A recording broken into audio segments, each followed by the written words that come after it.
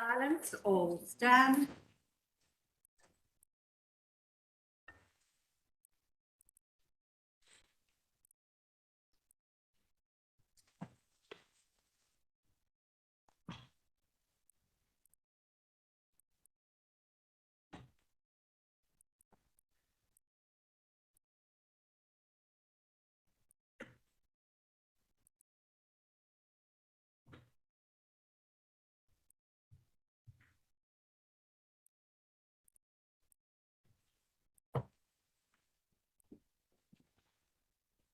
Full Court of the Federal Court of Australia is now in session. Be seated, please. Call the welcome, please. Welcome of the Honourable Justice Kiru AO. Thank you all for taking the time to attend this welcome for Justice Kiru. I acknowledge the current and former judges present, many other distinguished guests, as well as members of the legal profession, court and tribunal staff, friends and family. This ceremony is being held on lands traditionally associated with the people of the Kulin Nation. As I explained at my own welcome earlier this year, there is a native title claim over this land and much of Melbourne and its surrounds. So until it is resolved, the court is unable to invite any First Nations people to speak at a ceremony like this, as we otherwise would. That situation does not prevent me, on behalf of the court, paying my respects to the people of the Kulin Nation generally, to their elders, past, present and emerging, and to any First Nations people here today. Nor does it prevent me, on behalf of the court, acknowledging the continuing struggle of First Nations peoples for appropriate recognition of their culture, their languages, laws and customs, and appropriate recognition of their deep connection to the lands and waters they and their ancestors have occupied and looked after for thousands of years. Justice Kiru, today marks not only an important milestone in your own distinguished career, but a milestone for the Administrative Appeals Tribunal, a body with a pivotal role to play in the fair, independent, and effective administration of the laws of the Commonwealth through its vital merits review work. It is terrific to see so many AAT members here, a testament to the positive way in which your appointment has been received. And I know the judges of the Federal Court are very pleased to have you as one of our colleagues. The court welcomes members of your family and your friends who are all proudly joining you here today. These are occasions for celebration, as well as ceremony and tributes, of which I am sure there are many to come. Justice Kiru, on behalf of the judges of the court, I offer you the warmest of welcomes to your new role, which I am confident you will fulfil with distinction. The Attorney General for the Commonwealth. May it please the court. I begin by acknowledging the Wurundjeri people, the traditional owners of the lands on which we're gathered today. I'd also like to acknowledge any Aboriginal and Torres Strait Islander peoples present here today. On behalf of the Australian Government, I congratulate Your Honour on your appointment as a Judge of the Federal Court of Australia. Before I continue, I should acknowledge that Your Honour wrote a book entitled Call Me Emilios. However, with your and Your Honour's indulgence, I'm proposing to call you Your Honour. For the purposes of this speech, I mean no offence. While today is about welcoming you as a Judge of the Federal Court of Australia, it would be remiss of me not to mention that Your Honour has also been appointed as the President of the Administrative Appeals Tribunal. In your role as President, Your Honour will lead the AAT through the most significant reform of Australia's system of administrative review in decades, the centrepiece of which is the abolition and replacement of the AAT.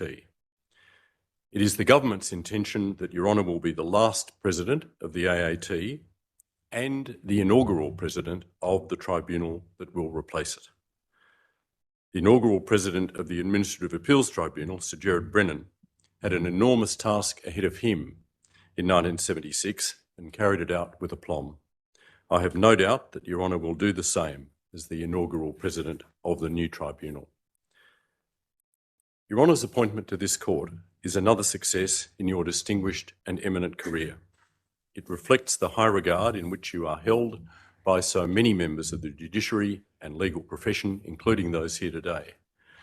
May I particularly acknowledge Justice of the High Court of Australia, the Honourable Michelle Gordon, AC, former Justice of the High Court of Australia, the Honourable Geoffrey Nettle, AC, Chief Justice of the Federal Circuit and Family Court, the Honourable Chief Justice William Alstegren, AO, former Chief Justice of the Federal Court of Australia, the Honourable Michael Black, AC, KC, President of the Court of Appeal in the Supreme Court of Victoria, the Honourable Justice Karen Emerton, Judge of the Federal Circuit and Family Court of Australia, the Honourable Nora Hartnett, Chief Judge of the County Court of Victoria, the Honourable Peter Kidd, former President of the Supreme Court of Victoria, the Honourable Christopher Maxwell, AC, and other members of the legal profession and distinguished guests.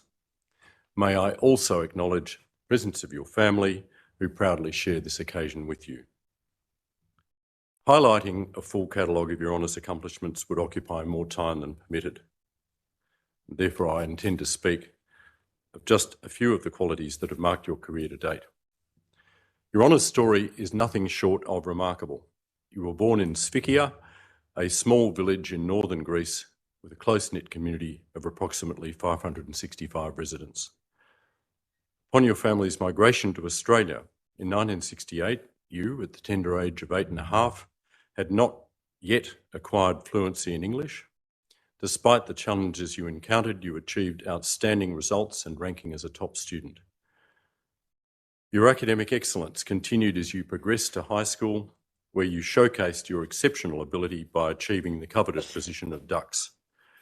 In recognition of your impressive results, you were awarded a Ford Motor Company tertiary scholarship, which went towards funding your completion of a Bachelor of Laws honours and a Bachelor of Commerce at the University of Melbourne. Throughout your tertiary studies, you became inseparable from the library, save for when Your Honour attended lectures. Your brother, Dr. Theo Kyrou, who I understand is present today, has told of being dragged to Melbourne University to study before the crack of dawn, before as he writes, the more sensible people would arrive.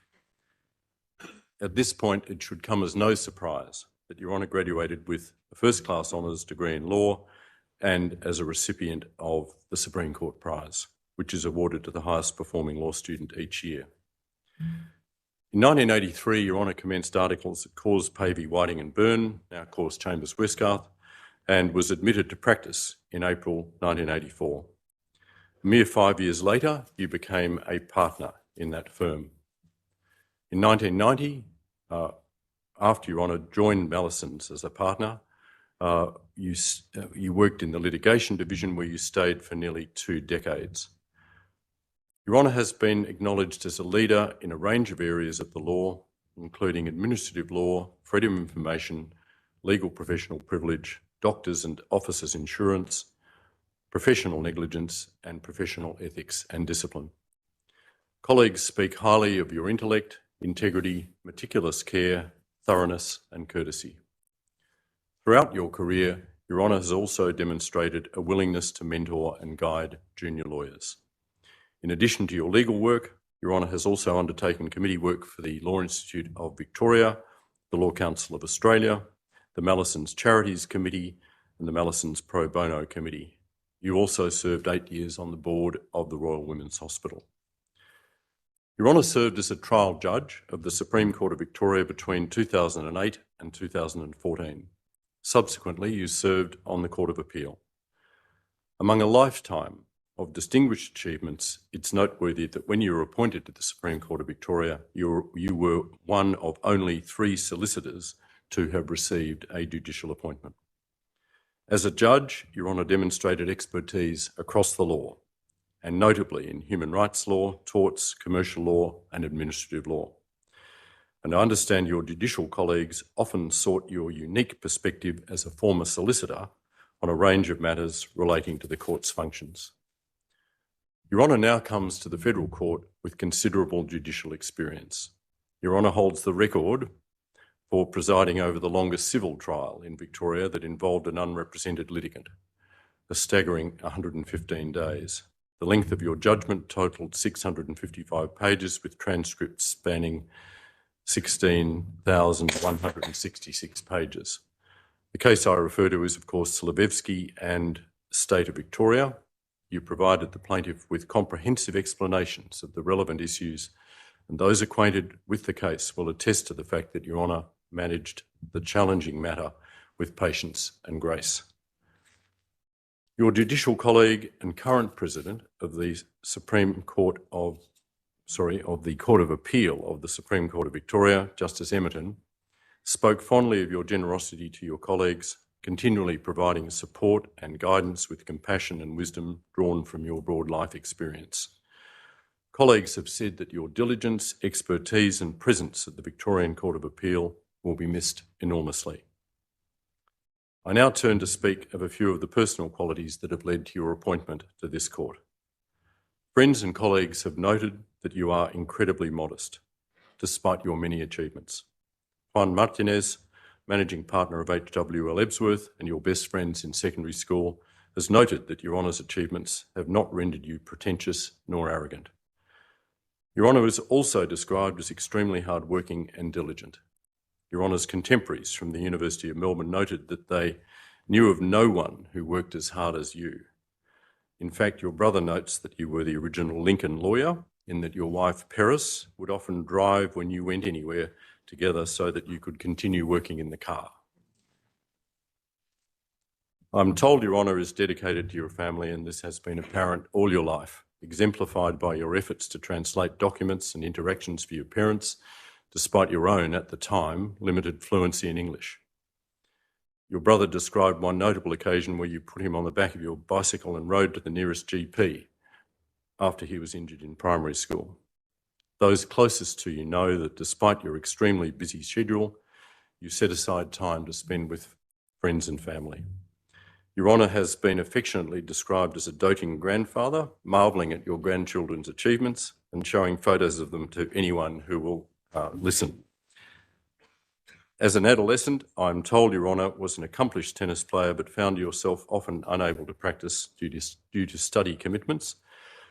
I'm told that Your Honour also had a brief stint playing Aussie rules and was labelled the human tank. Apparently, despite being unable to kick or mark, you presented the opposition with a significant obstacle for defence purposes. I'm also told Your Honour has always enjoyed writing. Initially, Your Honour wrote short fictional stories in secondary school, but nowadays Your Honour sticks to non-fiction. Your writing skills have enabled you to contribute to legal education through two excellent works, namely Lewis and Kyrou's Handy Hints on Legal Practice, now in its fourth edition, and most notably given your new role as President of the Administrative Appeals Tribunal as an editor of Victorian administrative law. I understand Your Honour has an interest in handiwork. However, I'm also told that based on the results, your skills are perhaps better suited to the judiciary. Your Honour's wealth of accomplishments and admirable character is a testament to your suitability as a judge of the Federal Court of Australia. On behalf of the Australian Government, I extend to you my sincere congratulations and welcome to the Federal Court of Australia. May it please the Court. Mr Dunning, President of the Australian Bar Association. Chief Justice Mortimer, Justice Gordon, Chief Justice Alstreghan, judges of the Federal Court, retired judges, distinguished guests, but most importantly, Justice Kyrou. It's my privilege and pleasure on behalf of the Bar nationally to offer our congratulations and welcome to Your Honour to this important national court and as President of the Australian Administrative Tribunals. It is a well-deserved appointment that has understandably been met with wide acclaim. By the time Your Honour was 10, you had arrived in Australia speaking little English. By the time Your Honour was 20, you were well on your way to the esteemed career of which today is just another distinguished chapter. Your Honour's success and those things that the Commonwealth Attorney has spoken of your character are a testament to the value of hard work and the benefit of the support of those around you to see you succeed in the way that Your Honour did. Justice Kiru, it's always a pleasure when I get to address in respect of somebody who came to the court as a solicitor rather than from the bar. And I realise that's some long time ago for Your Honour now. But there's a special relationship that exists between solicitors and barristers, and it's appropriate that somebody in my position acknowledge on a day like today the grand contribution solicitors appointed to this court and other courts have made to the jurisprudence in Australia, and the balance and the insight they give to the disposition of legal disputes. Can I turn then to the other task that arises today, and that is that Your Honour will become President of the Administrative Appeals Tribunal in the short term and the successor tribunal to it. It is, I might respectfully suggest, the mark, indeed the emblem, of a civil society that a citizen can, in significant respects, take a decision of the government to an independent tribunal and have it tested.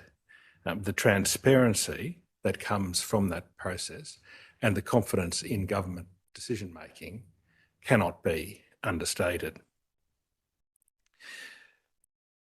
In that regard, it's appropriate that I recognise on behalf of the bar nationally the First Nations people on whose land we meet and who have, since time immemorial, been the custodians of this land as an exemplar of those people in our society who do need the protection of institutions such as the AAT for their proper recognition and advancement. Your Honour is well suited to the task which you have been given by the government. Your Honour spent a decade and a half on the Supreme Court of Victoria, including in notable matters regarding administrative law. Your Honour brings intellect, decency, compassion and humility to the task, all hallmarks of great judicial accomplishment. In your new role in the tribunal that will replace the Administrative Appeals Tribunal, I can assure you the Bar nationally will support Your Honour in your endeavours as you give effect to the government's mandate to change the manner in which the review of administrative decisions occurs in this country. Your Honour, we also recognise your arrival at this large and important national court as a justice of this court. One does not arrive at a day like today with the accomplishments that Your Honour has received, not only today but in the years in the past, without the love and the support of those around you. And that is reflected in Your Honour's own life. Your wife, Paris, your children, John, William, Stephen and Catherine, and your grandchildren, Luke and Demi, should have justifiable pride in Your Honour's achievement today and Your Honour's many achievements in the past. The Bar is confident that Your Honour will discharge your role with distinction and is here to assist in whatever way it can. I wish you many happy years in your position. May it please the Court. Mr Hay, President of the Victorian Bar Association. May it please the Court. I appear on behalf of the Victorian Bar to congratulate Your Honour on your appointment to this court. I also acknowledge the traditional owners of the lands on which we are meeting, peoples of the Kulin Nation, and pay my respects to their elders, past and present. I also acknowledge the distinguished guests who have been referred to. In announcing your appointment to this court and to head the new administrative review system, the federal government highlighted that you are widely recognised for your integrity, legal excellence, independence and intellectual capacity. Your Honour has already set a very solid pace in your new role. It's a 5-year appointment that will no doubt bring with it many challenges. The Expert Advisory Group, headed by former High Court Justice the Honourable Patrick Keane AC KC, has started its work, and the government has said that Your Honour's appointment was a vital step in its reform of Australia's system of administrative review. Your Honour's dedication to every challenge you accept cannot be questioned. On Australia Day this year, you were made an Officer of the Order of Australia for your distinguished service to the judiciary and to the law, and to professional associations and to the community. The citation should have added that Your Honour has always been a wise and caring mentor. While you were a partner at Mallison's, A young student from Canberra emailed you seeking employment. You granted him an interview and then a job, although he suggested his grades were not quite at the level normally expected of Mallesons. Your Honour had a hunch about him, and Your Honour's hunch was dead right. Emrys Neckverville, SC, today speaks in glowing terms of the experience, confidence and connections he gained through Your Honour to end up thriving as a barrister at the Victorian Bar. Your Honour's reputation for hard work, dedication and diligence is well known, as is the story of your early life, which I suppose is not too surprising given that you wrote a book about it. Call Me Emilios, as we've heard, is very interesting reading. Through its pages, Your Honour recounts your early years in a small, poor and predominantly self-sufficient farming village called Sivka in northern Greece. Your Honour's father, Yanis, left school at 8 to work as a shepherd. Your mother, Sturgiani, known as Stella, left school at 9 to work on the family farm. Your parents were accustomed to living without electricity, gas or running water in a very small village. They knew very little outside a few kilometres from that village. You were born in 1959 and your brother Theo, who was a doctor, was born in 1963. When a migration agreement was reached with Greece following civil unrest, your parents applied for assisted migration to Australia, along with 10 other families from the village.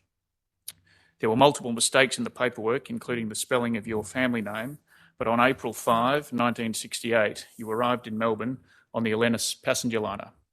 Initially, you were accommodated at the Broadmeadows Migrant Hostel and then a succession of share houses with other Greek families. You arrived in Australia not able to speak very much English, but quickly overcame that drawback as you were educated at 3 different primary schools and then Upfield High School, where you were Ducks. You encountered racism and bullying on countless occasions along that journey, but you persevered. Books and reading remained a form of escapism at school and even at the University of Melbourne, where you fell into the law. You took refuge in the law library. You won a Ford Motor Company scholarship. Both of your parents worked for that company and retained it for 5 years during your combined law commerce course. It was in the library that you bonded with 4 other students. 3 of them were from migrant backgrounds like yourself, excuse me, and the 4th was a much taller blonde Anglo-Saxon Aussie. They are Juan Martinez from Spain, who is now managing partner of HWL Ebsworth, Mike Ferraro, who has an Italian heritage and is now CEO and managing director of the ASX-listed company Alumna Limited, following a long and successful career with BHP. Joe Salanidis, whose family is from Greece and is one of Melbourne's leading commercial barristers and assisted me to try and pronounce some of these names. Dan Brearley, the blonde Anglo-Saxon who was educated at Haileybury and didn't speak a word of Spanish, Italian or Greek. After a successful career at Freehills, he has retired to a life of fly fishing, expensive whiskey and cigars. The 5 of you remain close friends and we are assured that Your Honour is quietly grateful for all the valuable advice that they have given you over the years. While studying in 1982, you took a vacation job as a research assistant to Gordon Lewis, later Judge Lewis, at the Law Institute. Together you researched and wrote Handy Hints on Legal Practice, which is now in its 4th edition. At university, you obtained honours in all 16 law subjects, an exhibition in 11, and won the Supreme Court prize. As far as the Commerce course was concerned, you obtained honours in all 9 subjects and won the exhibition in 6 of them. From university, you ventured to Core and Core, where you shared an office with the Honourable Bernard Teague, AO, who was then a partner and later joined the Supreme Court. You became a partner at Cores, but after 7 years, you moved to Mallesons, where you were a partner for 17 years before joining the Supreme Court. Feedback from the Criminal Appellate Bar of your performance on the bench has been most complimentary. This is just a sample. Despite not having a background in criminal law, Justice Kiru took to this new subject area like a duck to water due to his keen intellect, intellectual curiosity and sense of justice. His Honour has also developed a reputation for being courteous and respectful to every person in the courtroom. Other members of the bar describe your time on the bench as obsessive. He has read every page of the case before opening remarks, as well as any background he can devour. He is formidable. In fact, formidable is a word often used to describe Your Honour. At Mallison's, you often hit the office at 5:30 a.m. Certainly you were on the first train and sat in solitude on the journey in so that you could read. Driving would be a waste of valuable reading time, as we've heard, so that not even heading off to on family holidays would see you in the driver's seat. Your arrival on the bench changed your habits. You now arrive at work at around 6:30 a.m, much to the chagrin of support staff, other members of the bench, and especially the security staff. Your fitness regime is legendary. Each Saturday, you walk to the newsagent for your copy of Neos Cosmos and then straight back home to keep working. Other exercise comes from your range of steel power tools. There's the whippersnipper, the leaf blower, the hedge clipper, and the lawnmower. I'm told that all remain in showroom condition. And you are reluctant to take your immaculate Mercedes-Benz out if there is any chance of rain. But then again, you don't really drive it even if it's in fine weather. From all the years in the law, there is only praise for you, apart from those who can't keep pace. Of course, Your Honour has many, many other supporters and admirers. They are your wife, Paris, who is also known as your chauffeur, and your children, John, William, and the twins, Stephen and Catherine. Your two biggest fans are Stephen's children, Luke, who is 5, and Demi, who is 2. Like us, they feel you are a wise and wonderful man. Another admirer is your niece back in Sivka. Last year, you journeyed back to that tiny village with a wedding present for her. That present was the deeds to the home that you and your parents left back in 1968 for the challenges that Australia offered. You have given her and her husband a fantastic start in life. On behalf of the Victorian Bar, I wish Your Honour every success in your new role and a long and satisfying period of service on this court. May it please the court. Mr Murphy, President of the Law Council and representing the Law Institute of Victoria.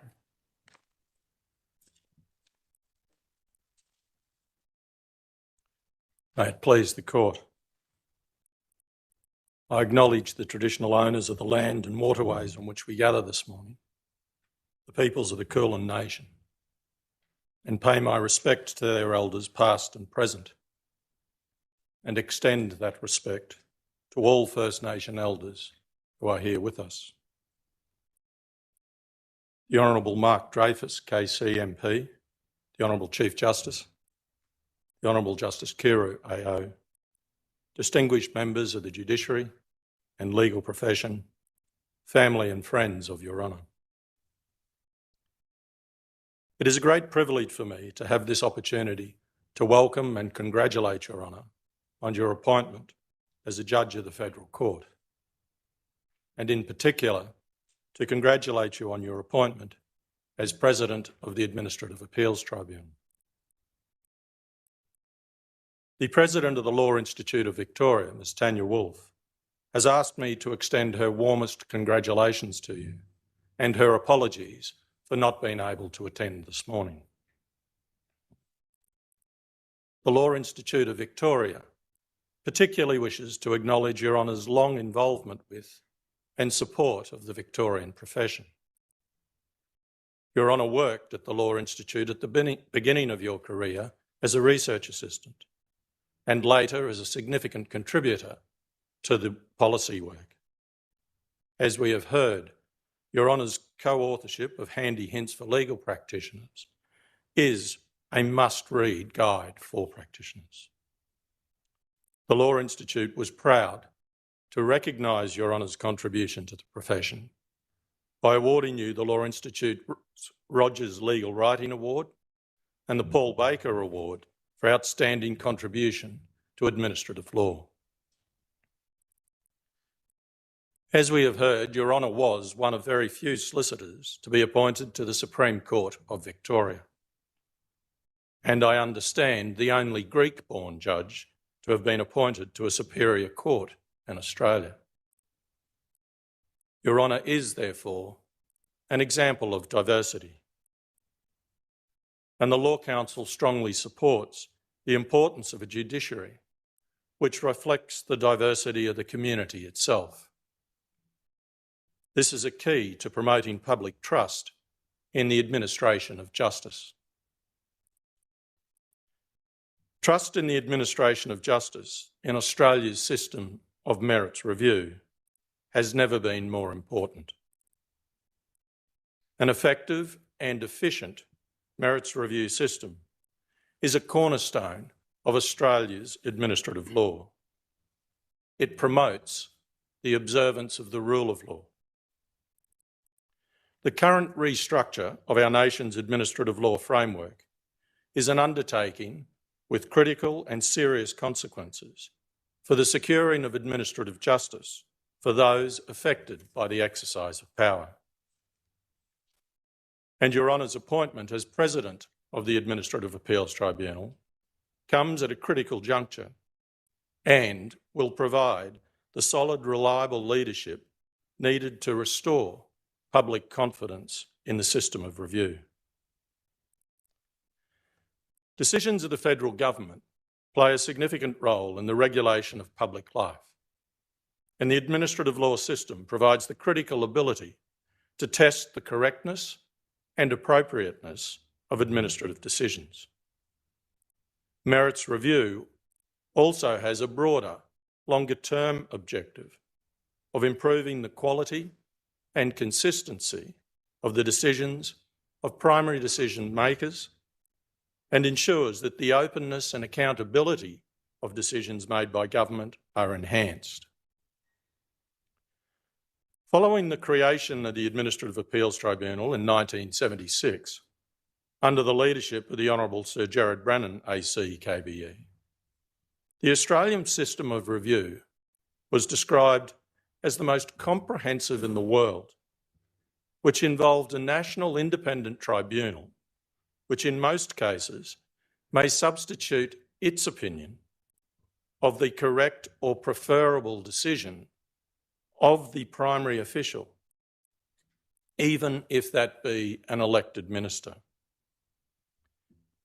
It represented an innovative jurisdiction. That new institution, notwithstanding its innovative jurisdiction, earned the community's respect. It did so in no small part due to the leadership, due to the initial inspired, balanced and considered leadership. On the occasion of the 30th anniversary of the Administrative Appeal Tribunal, at a dinner held in Old Parliament House in Canberra, Sir Gerard Brennan said this of the tribunal: "I am pleased to see that under the AAT Act, the President of the AAT must be a judge of the Federal Court. An essential characteristic of the AAT is that it is independent of the executive branch of government. It must be independent in its thinking, independent in its procedure, independent in its interpretation of the law. Not only does independence give authority to the AAT and its decisions, independence is essential to the AAT's very survival. If it were not, and were not seen to be independent of sponsoring departments, its existence would be a costly charade. Your Honour, I am very confident that I speak on behalf of the entire Australian legal profession in saying that we have the utmost confidence that under your leadership, the new framework, whatever that may be, will steadfastly maintain the essential independence described by Sir Gerard, and as a result, will earn the same respect that the AAT enjoyed. The Law Council welcomes Your Honour's appointment. Your standing, authority and leadership will be vital for the success of the new tribunal. Your Honour's steady hand of experience provides reassurance to us all. And if I may paraphrase Plato, I think the following embodies Your Honour's commitment and dedication to the rule of law. Of all the things of a person's soul which they have within them, justice is the greatest good. On behalf of the Australian legal profession, and in particular the Law Institute of Victoria, I congratulate Your Honour on your appointment to the Federal Court and as President of the Administrative Appeals Tribunal. And I express the profession's gratitude for your continued service to our community. May it please the Court. Justice Kiru, I invite you to reply. Chief Justice, fellow judicial officers, Attorney General, distinguished guests, friends, family and legal practitioners, thank you for your attendance.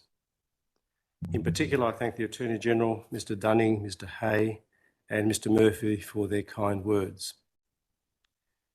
I wish to place on record my deep respect for all of our First Nations people and to acknowledge the vital role of their elders.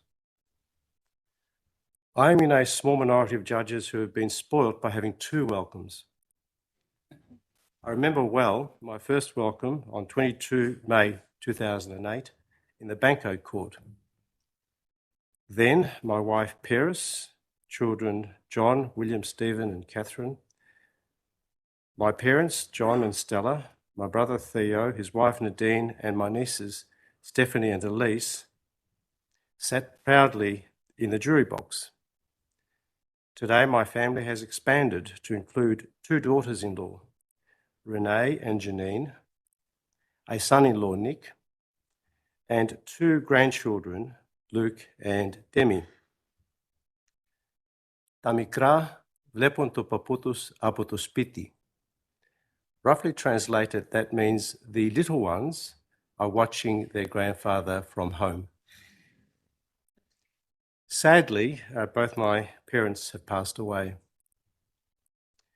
I'm very eclectic about the Greek customs and practices that I follow. One that I passionately embrace is the centrality of family in one's life. If I say too much about my family, I will probably get sentimental. So all I will say is that I love all members of my family dearly, and I am extremely grateful for their ongoing patience, tolerance and support. This morning's welcome also doubles as a farewell in the sense that it gives me the opportunity to thank my erstwhile colleagues at the Supreme Court of Victoria. I thoroughly enjoyed my 15 years as a judge of the court. I had the good fortune of working with four exceptional judicial leaders, Marilyn Warren, Anne Ferguson, Chris Maxwell and Karen Emerton.